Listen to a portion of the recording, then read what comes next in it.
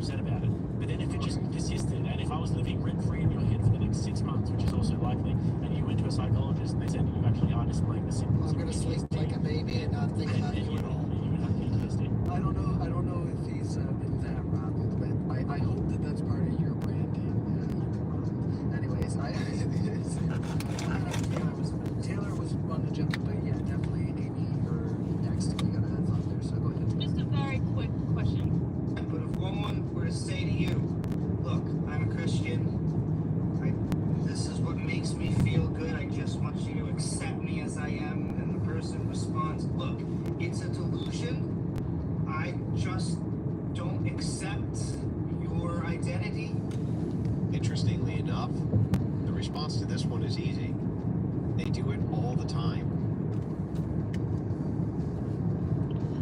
Is it the case, do you think, that if everybody affirmed the Christian identity, that Christians would have better outcomes because they would be reduced stigma against religion?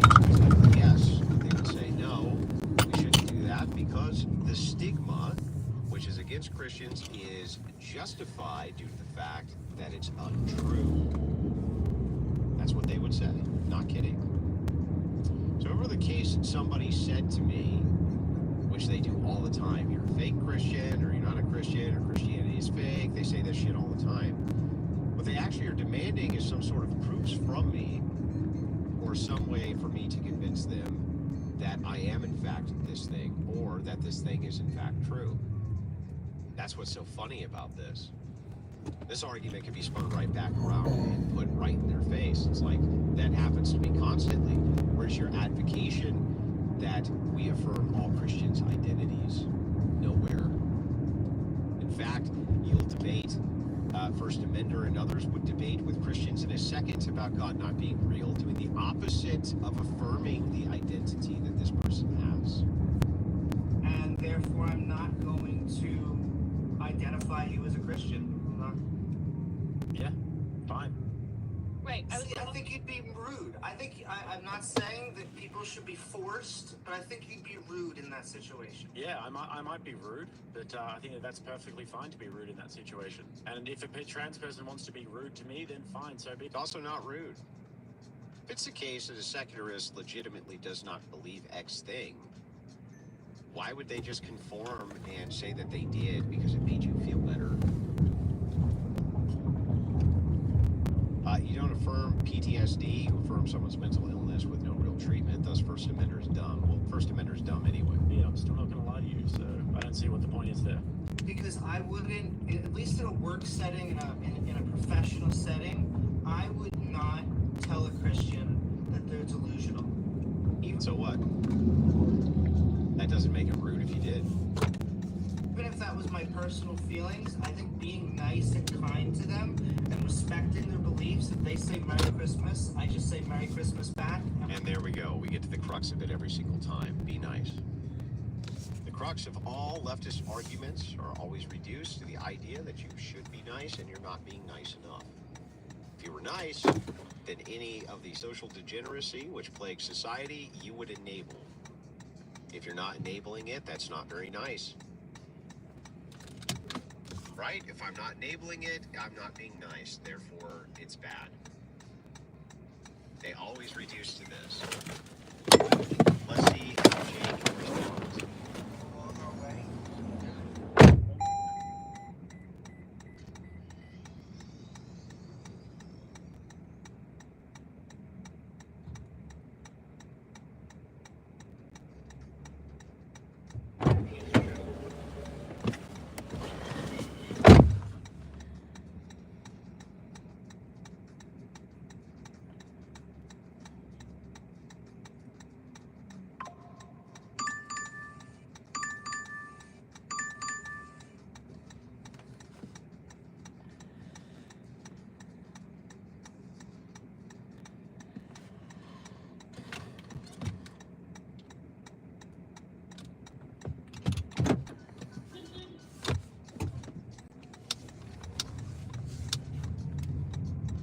Morally right thing to do.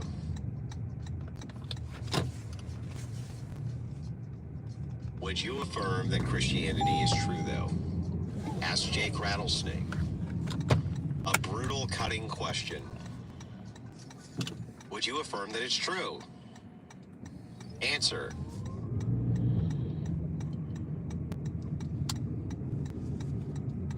That's it. That's the end of it. It's exactly right. You wouldn't. Why?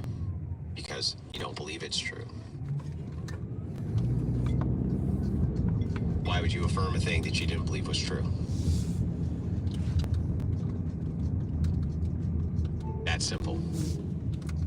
But I Okay, would so what not if I said also... to you that if you don't affirm that Christianity is true and that this is a reality, then I will put this gun to my head and I will pull the trigger.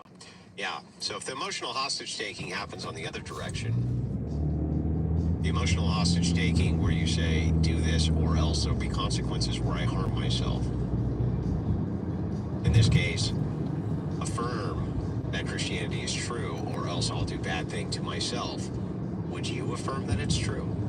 This is Jake's fundamental core question. Now, what's interesting about this is that this is quite possibly the most brutal argument which can be brought to bear against these people. Because almost every single time they actually affirm that they would, meaning that they will tell you a thing which they fundamentally believe is not true in order to get some result that they want with you, which basically means that they'll lie to you purposely. They almost always affirm that they would do this in order to get you to stop X activity. Let's see if this person does that. Would you do it?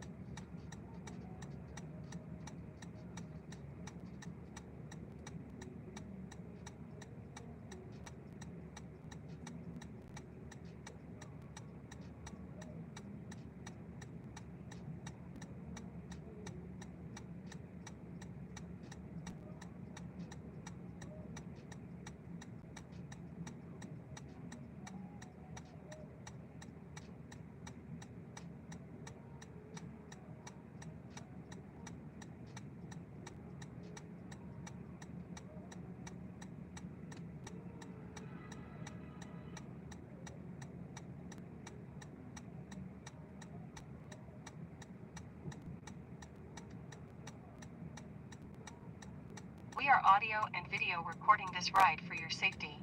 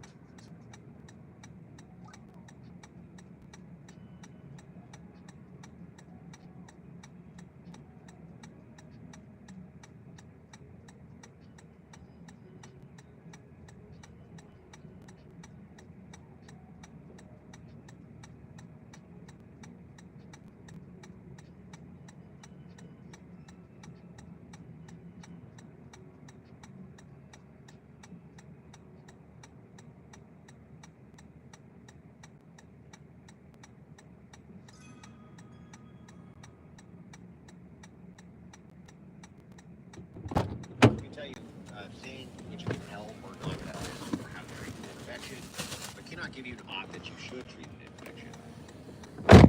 To someone, you wouldn't say to someone with depression, stop being sad or I won't help you. So why do it here? Affirming someone isn't enabling. It is supporting them through real pain. Yeah, so Well, no. Actually, that's untrue. There are many people who use the crux of mental illness in order to be what Anton LaVey in the Satanic Bible called psychic vampires. His idea for what a, quote, psychic vampire was, because he hung out with the shittiest of people, was a person who their machinations revolved around essentially guilt-tripping you into doing all of the things that they want by utilizing the prey response. Meaning, helpless, without you and the things that you can do for me, I'm finished, I'm done, you know, I can't make it without you, this kind of thing. They're prey. Now, LaVey, interestingly enough, gave an interesting response to this phenomenon in order to stop what he called the psychic vampire. He said, if a psychic vampire begins with the trend of bribery, which they tend to do, right? They start with the trend of bribing you in some small way in order to get your good graces until you become and feel obligated to them. He said that the best way to deal with them is to take the gift and then give them nothing. He said, take the gift and give them nothing. Now, his argument here was that it's actually the least cruel thing to do, because ultimately those people are there to just suck the life out of you.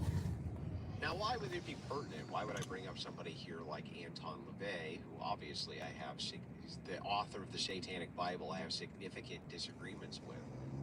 Because interestingly enough, the people who run with the most horrible of people often have some of the best insights on how to deal with them. Right? They often have some of the best insights on how to deal with them. I feel that, Andrew, I don't know if it'll trigger PTSD for you, but I was lost a hand at a previous job. So get flashbacks, they suck. Feels out to you. We'll get through it, brother. Mean. Still not hearing enough coverage for @JustGerald. His shoulders need a break. True. affirming somebody No would one's be... saying they're not going to help people because, you know, that's not. Also, as for the question earlier, would you affirm someone who has not been to a psychologist? I said I believe I would affirm them out the gate, as I do not know if they possess gender dysphoria or not. But yes, I would say to talk to a psychologist to confirm if action is necessary as per WPATH standards of care, evidence-based and already very conservative on its basis. So just back to this now, because first of all, that has once Jake is unwilling to let him out of this trap. managed to somehow evade the question. Yes, because it is a bad faith question. Oh, it's bad faith. Everything is bad faith. Even says something like boyfriend broke up with him. He said he's going to offer myself if I don't take him back. You should take him back, or do you let him off himself?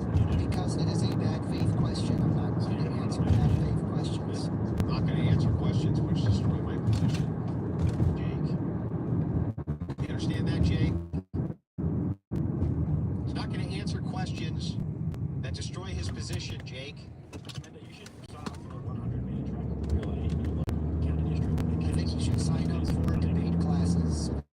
That way you can actually ask good faith questions. I think that if anyone who's not just a conversation should sign up for debate classes, or maybe you should just get a more realistic concept of worldview. So what would you do in that situation then, first of all? I want you to actually answer this question because you're just running away like you've done for No, absolutely because it is a bad faith question. No, this is Please a ask a hostage bad. taking. Please This ask is a good faith black- question. What about that question is bad faith?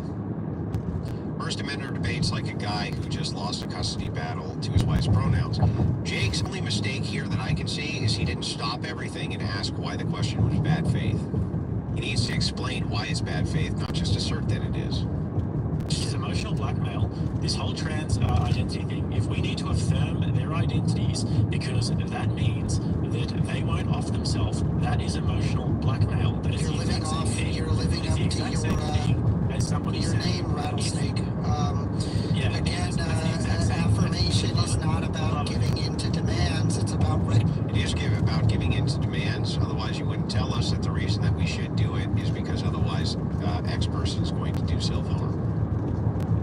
That's making demands.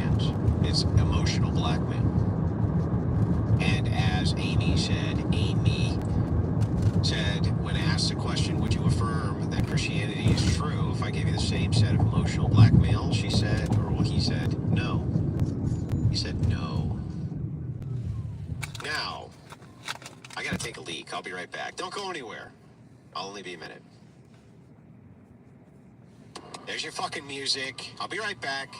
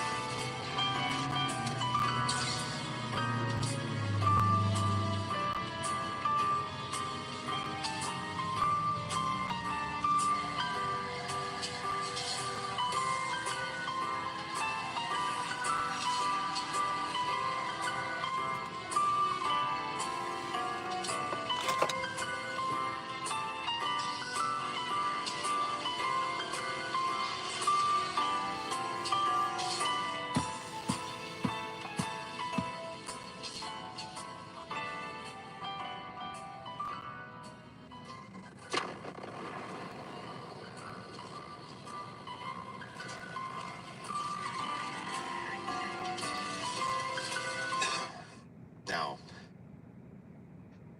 all this coverage, and we haven't done nearly enough grifting. Only at 25% of the goal. We're going to take an obscene profit grift break so that hopefully we can do an invasion tomorrow.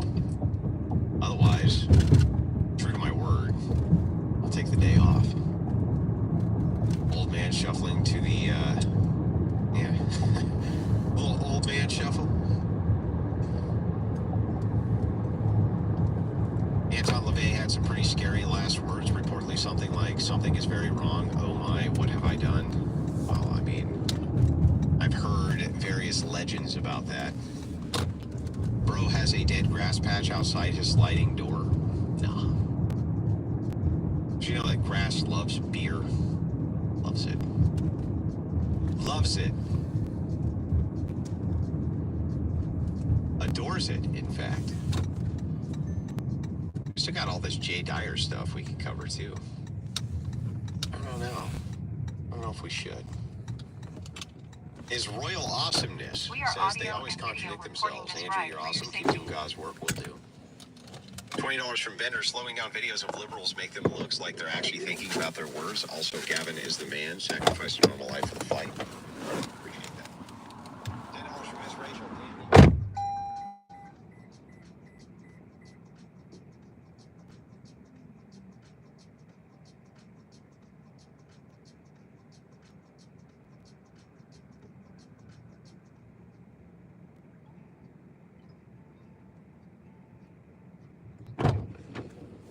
Can't help it.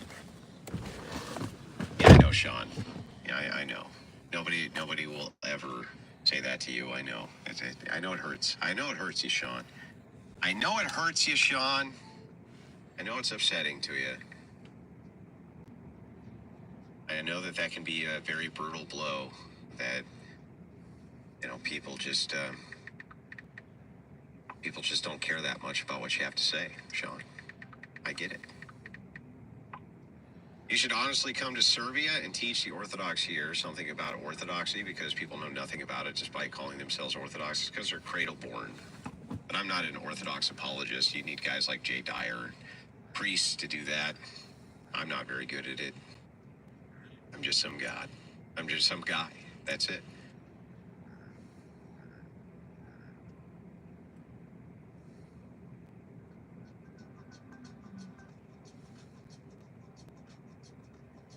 So you're saying your black ex-wife's name was Rachika? That's right. How'd you know that? How the fuck do you people know this? How do you know these things? How's it going, Andrew? It's going good. It's going well. Just some god, just some guy, I said. Craig has you living rent-free in his head. Craig? Craig who? Who are you talking about? Martin Luther didn't look to change or break from the church, but to reform the church from its corruption. Not much of a question, but curious on what you think. I guess your views on Lutheranism. Martin Luther was a nun-fucking lunatic who caused the greatest schism and quite quite possibly one of the prominent downfalls of humanity. So, yeah, not very happy with Martin Luther. First Amender used use of bad faith equals devastating to my illogical argument, and breaking my cognitive dissonance would make me upsetty spaghetti. Correct.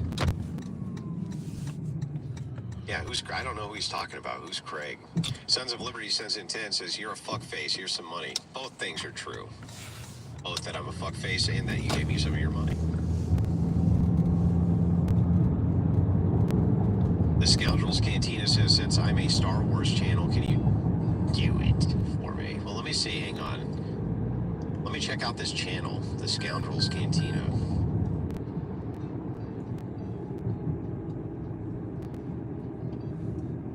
Damn.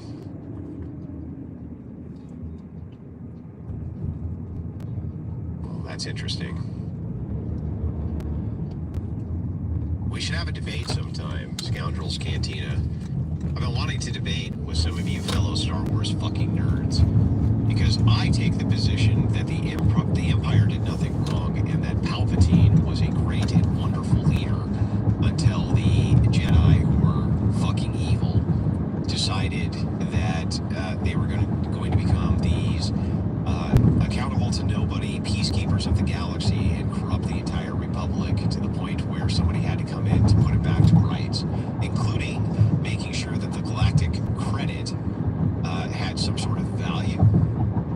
So if any of you Star Wars people want to take me up on that offer, I'm happy to do it. Do it. Yeah, do it. Lord Vader. If men are the most suppressed group today, what specific policies or cultural shifts would you implement to restore balance or empower them better? I'm not going to get into that right now. It's a longer explanation, but I've done videos on it before. Greg FTFE, that you absolutely wrecked in person. Oh, okay. I live in his head? Really? Does he make content about me? I'm a fuckface. Here's some money. Thank you. Appreciate that. The Secular Humanist. Yeah, got it. For $20, Thomas says, has anybody asked First Pretender when he will finish his transition? I don't think they have. Yeah, the Empire was correct. And, you know, the thing that's funny about that, somebody pointed this out, only the Sith deal in absolutes, but, I mean, that's good. In some cases, absolutes are fine. Well, like, are the Jedi just never, where can I contact you then and crush you with my no-lifing lore? Okay, let's do it. Let's do it right now. Scoundrels Cantina. You want to come on and do it now? I'm down to just, you know, I've been bloodthirsty all week because I missed a couple of my blood sports debates. I'm actually happy to have that debate right this second if you would like to. I think you'll find I'm not so uneducated on lore as you might think.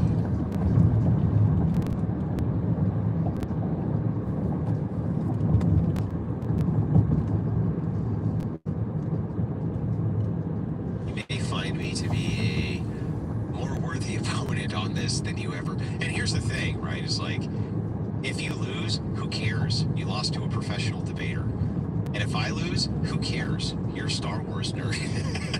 It's like nerd. That's funny. Video games are for children. Well, it's not a video game. I'd love to, but it's 5 a.m. right now in Serbia. Let me get something to, or on me. All right. We'll set it up on a different day then. No worries. I didn't realize it was that early in Serbia. Working through Jay's explanation of tag, but without a philosophy background, some of it has been hard to follow. If you can prove a metaphysical being with empirical proof, a question I've never thought to ask. Oh, no. That's not what the transcendental argument for God is.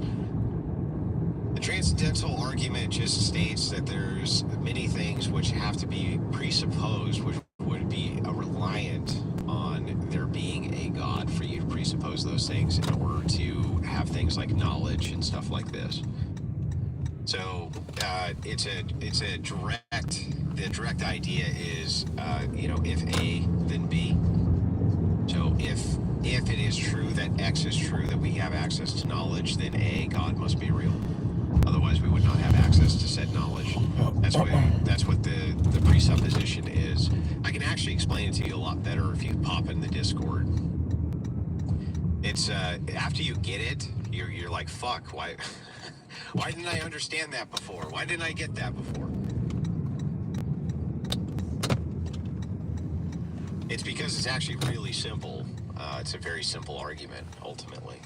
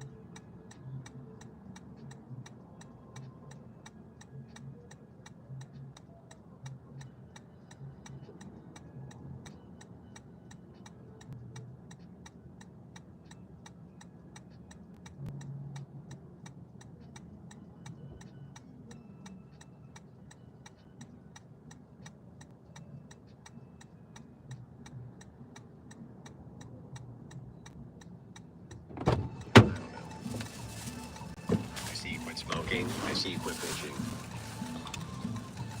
You stop bitching, I'll stop smoking. How's that for fair? We still have a lot of grift here to do. You know, what is it? 10:41. I'm gonna wrap the stream up here in like 30 minutes. It was a short stream today. Defend your wrong statement about stand your ground versus me if that guy doesn't want to do a Star Wars debate. Okay. Just contacted you on Discord. Okay, hang on.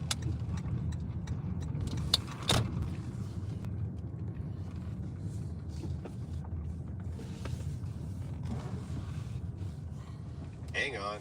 Let's see if he did. We are audio and video recording this ride for your safety.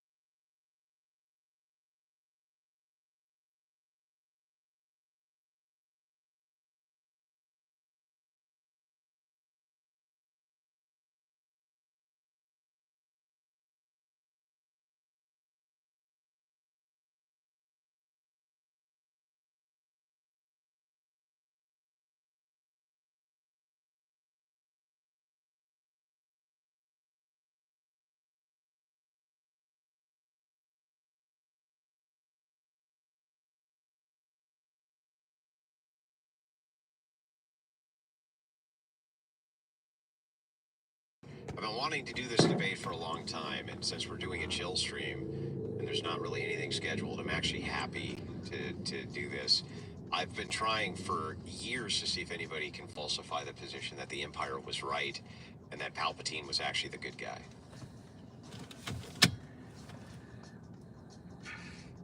Okay. So, let's... Of course your name is Luke, you fucking Star Wars nerd. Of course it's Luke. It's... All right, let's...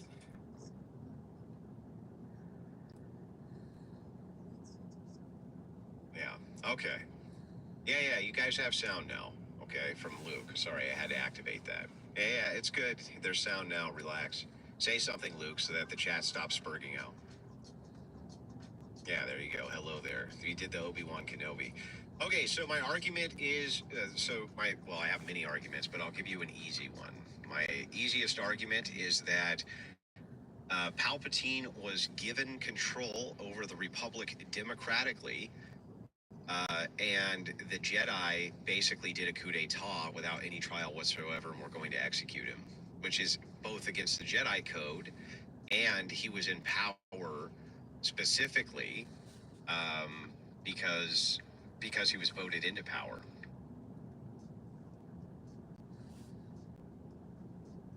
Hang on. They're actually still not getting any audio. Why are they not getting audio? What the fuck is going on here? 1 second. Let's try it this way. Say something. Another hello there. Yeah. Okay, so they can hear you now. Hang on, let me see why this isn't working. Why is this not working here? All right, I'll just, give me a second. Let me see if I can't.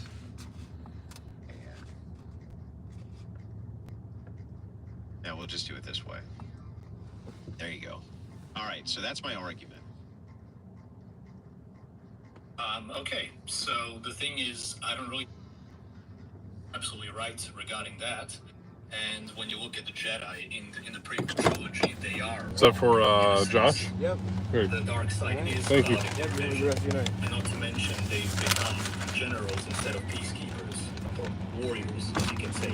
So, yeah, he did it pretty fair and square when you look at it.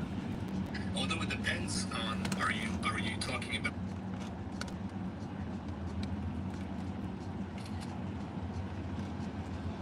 Irony of the war. No, I think that not all of it's canon, so we would have to determine what's canon and what's not canon. And I would say that now, since it's gone in the hands of Disney, I discount all of that to being canon. I actually completely agree. But to be honest, over the years, I've been doing Star Wars lore videos for shit, it's 9 years now. I did this headcanon thing regarding the stuff that doesn't contradict the expanded universe, you know? Mm-hmm. So there are things they can fit in without contradicting it, but it's a messy process. I mean, I get very deep into the lore. So Well, let's start with something simple. I don't think that Sith are evil at all. Really? Really. What about from a, let's say, Christian perspective? Yeah. What about their philosophy is evil? How does it go? Through passion, I gain power, Yeah. etc. I can't remember. So they're teaching. Yeah, you're talking about the Sith code, but the entirety of the Sith code is saying that you have passions and you need to control them, and through control of those passions, you can achieve your goals. Isn't that exactly in line with Christian ethics? In a sense, let me just open up the Sith code because I can't really memorize it. Haven't played Knights of the Old Republic in a very long time. Okay, let's see. Oh, okay, so it goes like, peace is a lie, there is only passion. Through passion I gain strength. Through strength I gain power. Through power I gain victory. Through victory my chains are broken, the Force shall free me. Yeah, so what they're doing is they're saying that these are passions which if you master them, you can use them to achieve goals which you want. And the opposite of that, supposedly, is there is no emotion, there is peace, there is no ignorance, there is knowledge, there is no passion, Right. there is surrender. So what they did was they cut off, what the Jedi did was cut all their emotions off, as though that was a source of strength. Instead of mastering them and utilizing them, they instead cut off not only all their emotions, but their emotional attachments. They didn't allow marriage. They didn't allow children, unless they were kidnapping them to train them how to be Jedi. And they didn't allow entangling relationships with other human beings, which kept them actually, as Luke Skywalker put it, secluded from the rest of the galaxy and how it operated because they didn't have emotional entanglements. Well, I see you're well versed into the post-Return of the Jedi EU lore with the new Jedi. Remember, they could get married, right? Luke Skywalker Yeah. saw the weaknesses, didn't he? Yeah, that was actually a very great fix to it, to be honest. Yeah, they were allowed to get married and have emotional entanglements again because Skywalker didn't believe that there was a dark side or a light side. He believed that all of it was just the Force and it was up to the proponent of the person. So he told Jedi to embrace their passions. That was fine as long as they mastered them. I actually have a topic regarding what you just mentioned, kind of. If you had to choose, would Return of the Jedi be the finale of the Star Wars story? Would that be like the perfect end, or should the story continue with the EU? I think the story should. I think the story should have continued, but it should have continued with the line of Skywalker. What about the prophecy of the Chosen One, destruction of the Sith, etc.? How would you remedy that? You just make a in new sen- fucking prophecy that they just suddenly found for plot convenience. I mean, first of all, the Chosen One thing is all plot convenience. Chosen by fucking who? The Force, right? The Chosen One narrative is the most plot convenience type narrative I've ever seen in my life. You're the Chosen One. What makes you the Chosen One? Because you're chosen, right? So, as ridiculous as that plot narrative is, you can just make a new Chosen One narrative. That's it. You can still follow the same thing. It's the same part of the hero's journey. It's the laziest writing in the world to have a Chosen One. You're the Chosen One. And to be fair, they actually did the whole Chosen One thing over again with the sequel, with the crappy sequel. That's true. They actually did. The chick became the Chosen One. By the way, those were terrible movies. Absolutely horrible. Which would you say was the worst? I mean, I hate them all, but The third one was the worst. yeah, bringing that back. Somehow Palpatine returned. Well, and You know what was Palpatine lost to a girl. That's bullshit. You know what was ironic? Also, I remember when Disney bought Lucasfilm, we got a lot of flack and shit for The Force Awakens. I didn't like it because it was an obvious copy-paste of A New Hope. But I remember Disney was bragging how their new canon was going to be so much better than the old convoluted EU supposedly. So they were talking shit about comic books regarding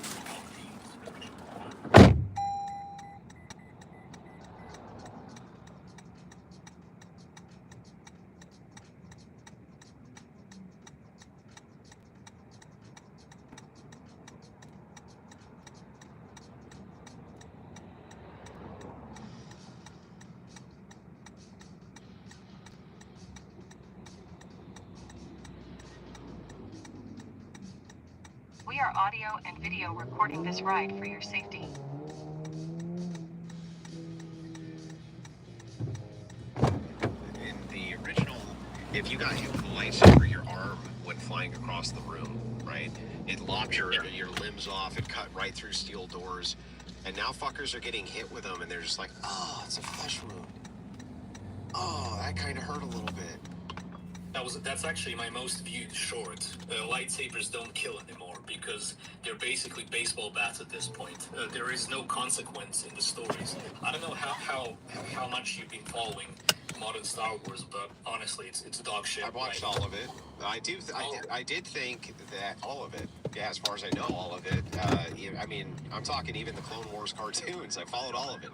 But the thing that's annoying to me is not just that the lightsabers are gone, but the whole idea of Star Wars that made it cool wasn't the idea of these like space battles and shit like this. It was that there were space wizards with laser swords that were lopping people in fucking half and then throwing them across the room with their magic powers. And shit was awesome. And they got rid of all that. Yeah, they literally killed the magic, if we can say it that way. Yeah, you remember it was the new show, Acolytes. Was it called Acolytes? Where they turned it into Crouching Tiger, Hidden fucking Dragon. The whole first episode was Crouching Tiger, Hidden Dragon. The Jedi were doing kung fu with each other and shit. What the fuck is going on with this series, dude? Honestly, you saw the lesbian space witches, right? Yes, of course. And the worst part about it is, from what I can tell, it's kind of it's not even retcon, but it's devaluing the story of Anakin Skywalker, because if you remember, Anakin is conceived by the Force when Darth Plagueis and Darth Sidious go out of their way to manipulate the Force to create life, and the Force retaliates and creates a savior type with Anakin Skywalker. They basically did that shit with the twins here. The Force made them, kind of. It's such bullshit. But here's the thing, right? The entirety of the like uprising, and you saw a bunch of this in what was that show? It was actually pretty good. It was Andor. Andor, yeah, where you saw the uprising. Basically, all the people who were uprising against the Empire were all criminals. They were all like pirates and bootleggers, and fucking they were just literal scumbags. In the original movie, he was a fucking pirate. This guy was a pirate and a smuggler and a bootlegger and a total piece of shit. And somehow, why are we rooting for the scum of the galaxy to take out the Empire again? It's like the classic hero story where they're the underdog and the Empire is like the evil, you know? Yeah, I get that part. I get that. But I still don't understand why it is that we're supposed to be rooting for the scum of the galaxy to win this war exactly. I have no idea, but it worked. Yeah, well, I mean, yeah, sure. I mean, this does work at scale, even on planet Earth, right? In modernity, scumbags often are able to get rid of great and righteous rulers like Palpatine, who, by the way, said in a direct quote that he did not want to rule over a dead galaxy. So he wanted them to thrive. So he was a bit better than Vitiate, the Sith Emperor from the Old Republic. Well, I mean, specifically, I'm only talking about the Empire and Palpatine. Not that there could never have been a Sith Lord who was bad. I was just comparing him to the main threats from the Knights of the Old Republic and Star Wars: The Old Republic era. Yeah, that was different though. Like those villains were, yeah, that was a whole different villain arc. Which started with the Mandalorians, who were the good guys in that conflict, and the Jedi again were the bad guys in that conflict too.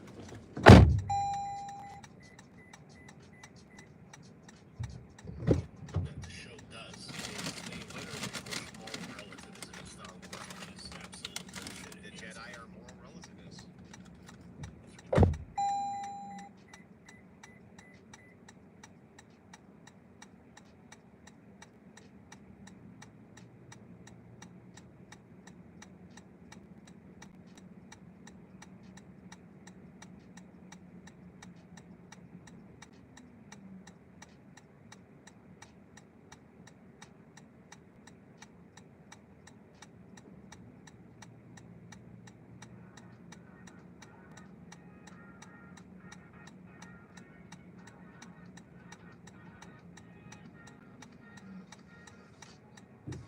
Go back and watch the. Okay, so here's my challenge to you. Go back and watch the original 3 movies, right?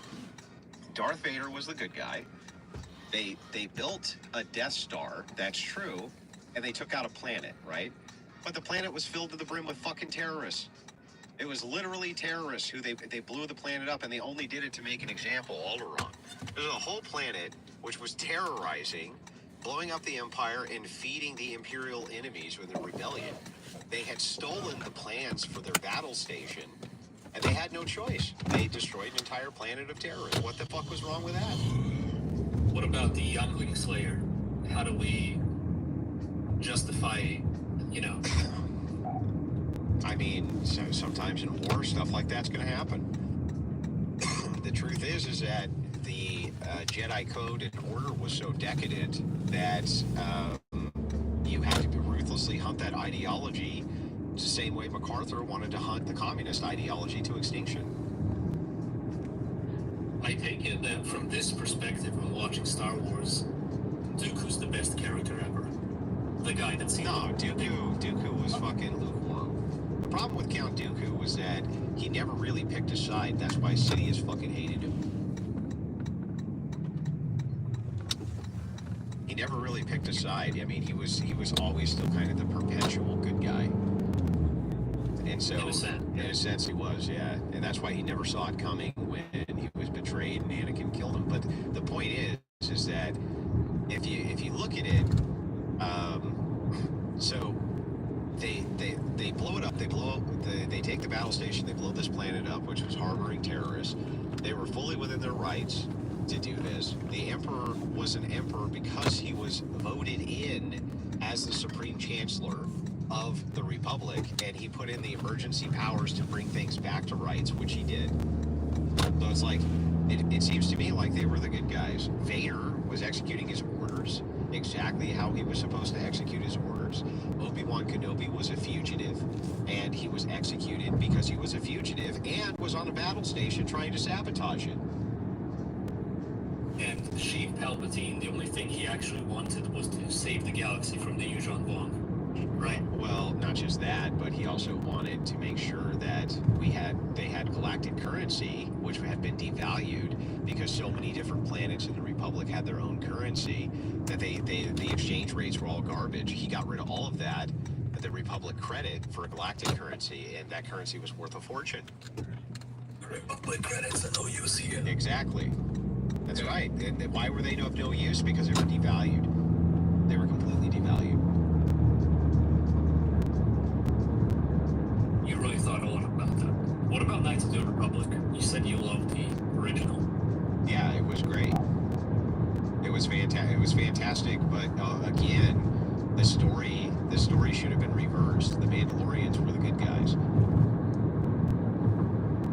Not anymore. They had always been the good guys, and the Jedi, against the will of the Council, ran off and had a war, and he wouldn't have had Darth Revan if it weren't for the Jedi, and he would never have had that new external threat. Basically, the Jedi fuck everything up every time they get involved in anything. Andrew, how are you so fucking based? they fuck it all up, bro, every single time. Seriously though, like, how the fuck are you based? Yeah, I know a lot about Star Wars. All right, I'm done with the debate, though. I appreciated it. You have a good day, man. Thanks, mate. All right. I'll hear you later. It's funny. Okay, yeah, is it a meme debate? Sure, it's a meme debate.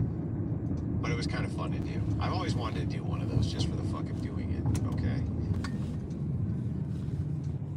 I have always wanted to do a Star Wars nerd debate, just to do it, against somebody who has one of the Star Wars channels. I know that I could convince all of them on my philosophy of the Sith being the righteous ones and the Jedi being evil.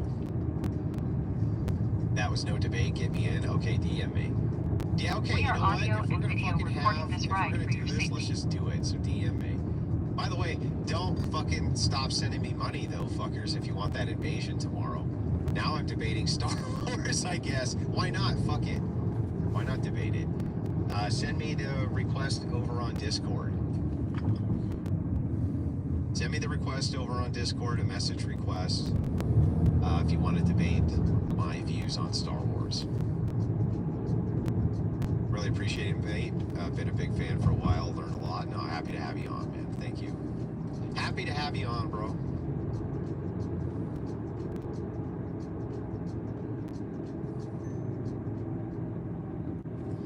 You have convinced me to join the dark side, but how do you justify the Youngling murder? Well, here's the thing that's interesting about that.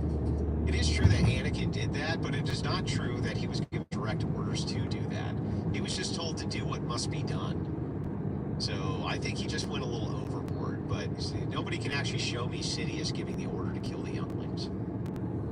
You know, that was all Vader, okay? That was all Vader.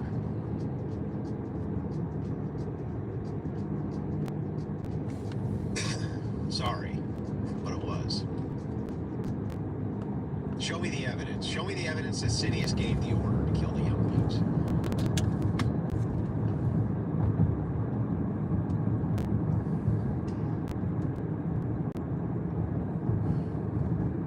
Got an argument to run by you? Okay. I didn't know you were calling me, Brian. Sorry, I just saw that. Let me call you back. Here we go. Brian from whatever's calling.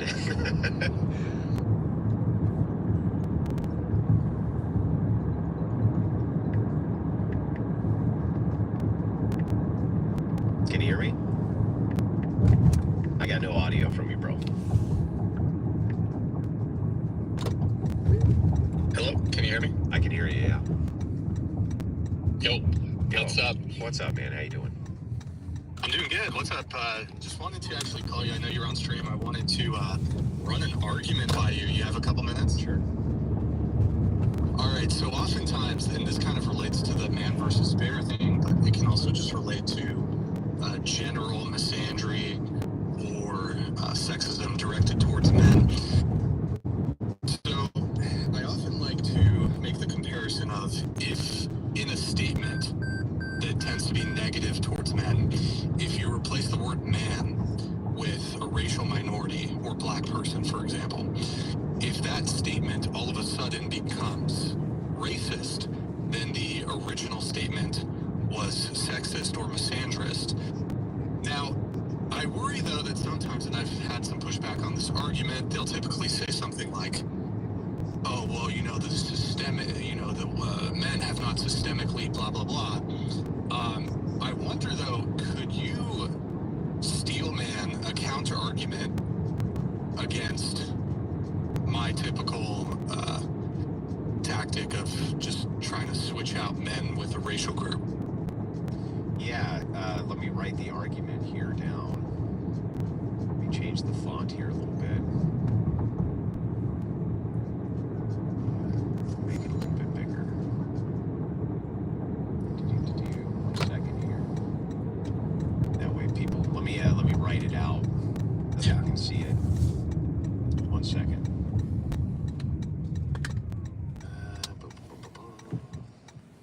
Whoops.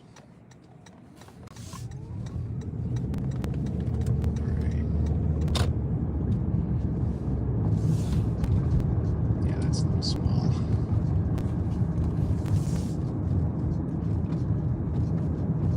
Also, just FYI, I can't see your stream at the moment since I'm on my It's okay. I have it. You're all good there. You're not missing anything except a black screen at the moment. Okay. I'm just messing with the size here of the font. Sure. I wanted to get. There we go. There we go. Now we're fucking cooking with gas. So the arguments. Go ahead. Go ahead. I mean, essentially, yeah. So essentially, if somebody is making a sexist statement towards men or a misandrist statement towards men, I'll typically challenge this by saying, well, if you were to place men in your statement with a racial group, a racial minority, it could be, whatever, Asian, Latino, or a black person. I typically just go with black person. And if your original statement then becomes racist or problematic, then your original statement towards men is sexist or misandrist or problematic in some way. And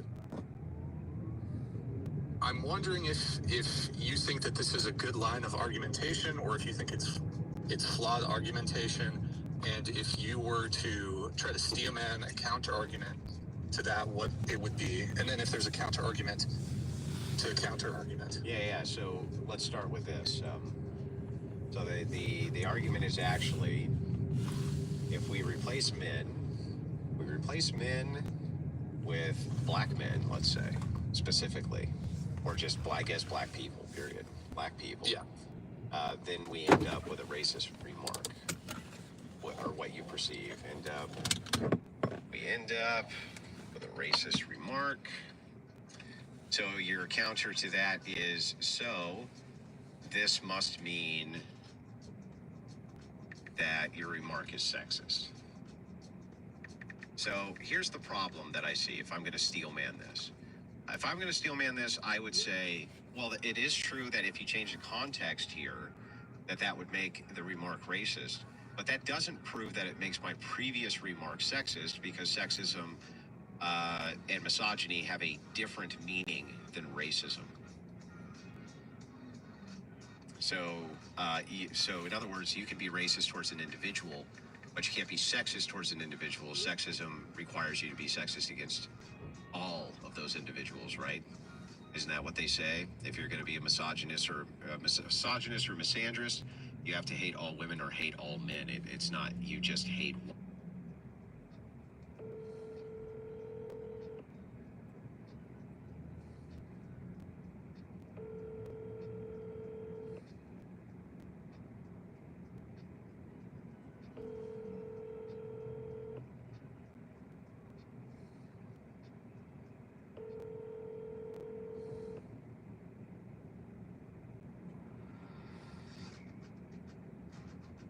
Please leave your message for 8. Person who is a woman. Whereas with race, you can say that you individually despise somebody based on the color of their skin. That would make you racist. Mm-hmm. Yeah, so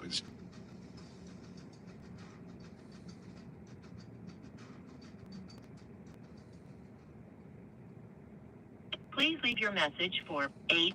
I'm not sure how it proves that they're actually a sexist or a misandrist or a misogynist if you change the conditional and then they think, well, hey, that's now a racist remark. You want maybe an example of that? Yeah, sure. Okay. Do you agree with me that you can be racist towards one? But if you, if it was the case that you were a misandrist, you would agree that you would need to despise anyone who was a man, right? It couldn't just be you despise a man, you'd have to despise men. Well, I mean, going back to being racist towards one person, you could be racist. I don't know if it'd be singularly racist towards one person, but your racism towards that particular person is informed by a more general racist thought process. What do you mean? So I'm not totally following. Yeah. Well, it comes down to a semantic distinction. How are we defining what is racist and what is sexist? Can you be sexist towards an individual? Sure. But can you be a misogynist to an individual? No. Or a misandrist to an individual? No. So if you're just saying sexist, like what if it's the case? Could you say something that's racist though? That if you what if you did it the other way? If you were to make the claim about a black person, then you just insert man, would that be a sexist comment? I mean, maybe the framing could be like this, like, if you were to say, you're a bad person because you are, this is your skin color, then that would be, that would be racist to an individual, but I think it'd also point towards a generalized level of racism. And if you change it to a man, okay, you're a bad person because you are a man, that is sexist to the individual, but also is informed from like some sort of general hatred of men, I would assume. Okay, well, let's do it this way. Give me an example of something you think is sexist towards men. That's often stated. Something sexist. I'm thinking of just the general sort of like women who just say, "I hate men."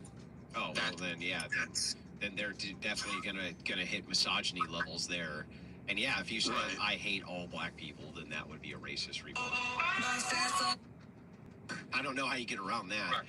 But if it's the case that they're saying something in a general sense, though, like I don't know, men are generally less attractive than women. Right? Do you consider that sexist?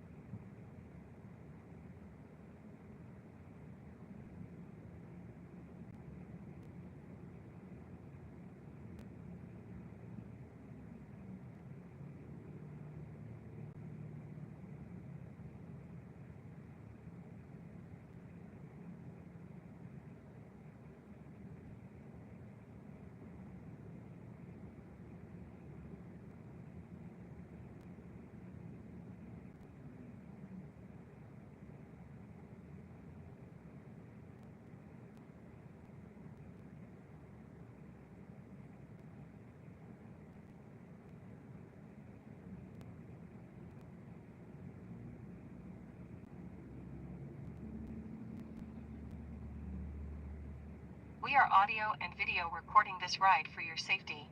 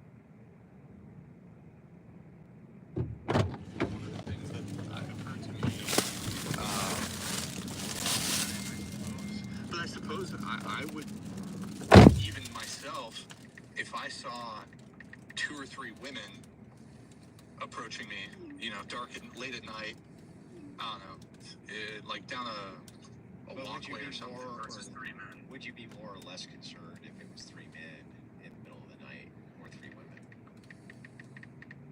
I would be less concerned. I mean, I'm going to be honest. I would probably be less concerned if it was women. Yeah, exactly. No, that may But does be, that that may be a way does to... that is sexist? I don't know. Yeah, but here's how they can maybe get you with it. Okay, but would you more concerned if it's they're being approached by 3 black men or 3 white men at night? Well, one thing when I've tried to make this argument, they'll say, well, it doesn't matter because it's the men component of that I have a problem with. Okay, so whether it's black men or white men, I would just say that they pose women. Would you tell them would you be more concerned with black men or white men?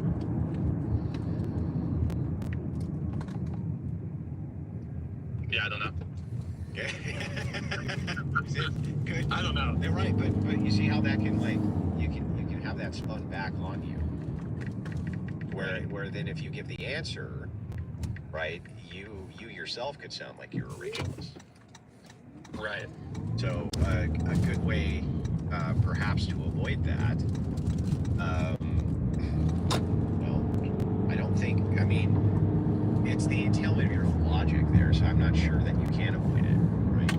I think that you probably just have to be like, yeah, probably just based on the data, be a little bit more concerned.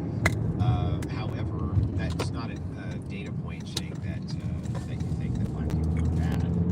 It's just that you see the data. I guess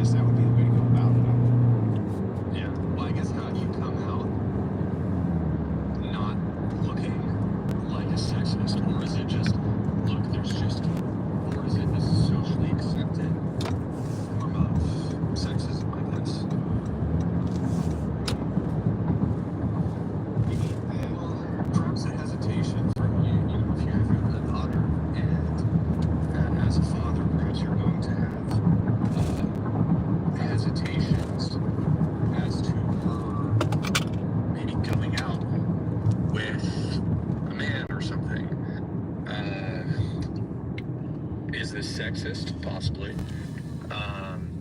But maybe it's just socially accepted.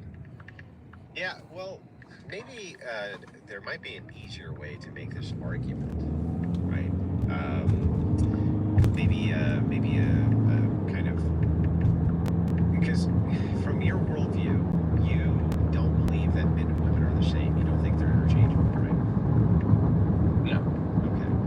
So then it seems like it would be acceptable for you to say that, wouldn't it be the case that if your daughter was moving into an area that had 3 women and she was secluded, that you would have some concerns about that, just not as much of the concerns as you'd have with men? Sure. Yeah. Yeah, okay. So the thing is if that's the case, then aren't you kind of granting a bit of the feminist position that they should have concerns about men? Which is, I'm trying to work my head around it. That's the thing. Is, I guess the difference is that while for example, with walking down the street and, I see 3 hooded men versus, 3 hooded women or something, perhaps there's a greater risk profile with a group of 3 men.